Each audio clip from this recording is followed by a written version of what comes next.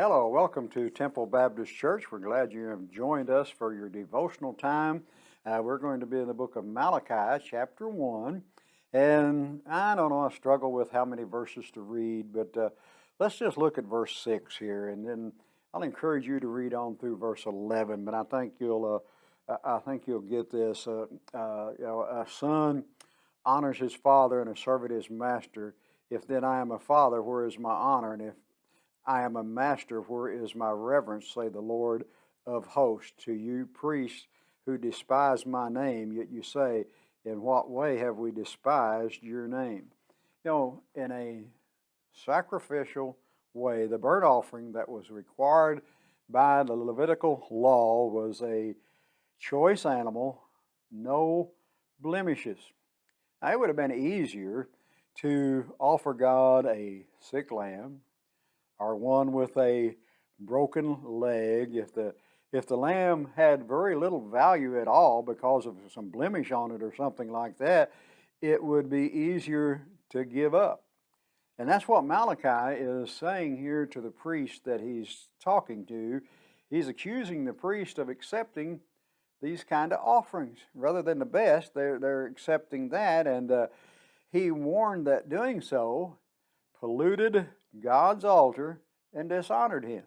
So you think about that. And then what does Malachi's warning have for us today? Well, if you go over to Romans chapter 12 and verse 1, it said, I beseech you therefore, brethren, by the mercies of God, that you present your bodies a living sacrifice, wholly acceptable unto God, which is your reasonable service. So Paul's pointing out here that our worship to the Lord means more than offering to God, offering ourselves to God as a living sacrifice, but honoring Him in our hearts and our lives through our words and action. I beseech you, therefore, brethren, by the mercies of God, that you present your bodies a living sacrifice, wholly acceptable unto God, which is your reasonable service, and do not be conformed to this world, but be you transformed by renewing of your mind, that you may prove that which is good and acceptable and perfect will of God.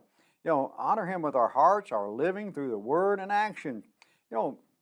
We sometimes may be just a little bit too quick to dismiss the sin that pollutes our lives.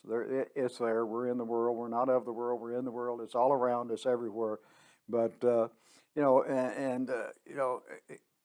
God extends that tremendous grace, doesn't He?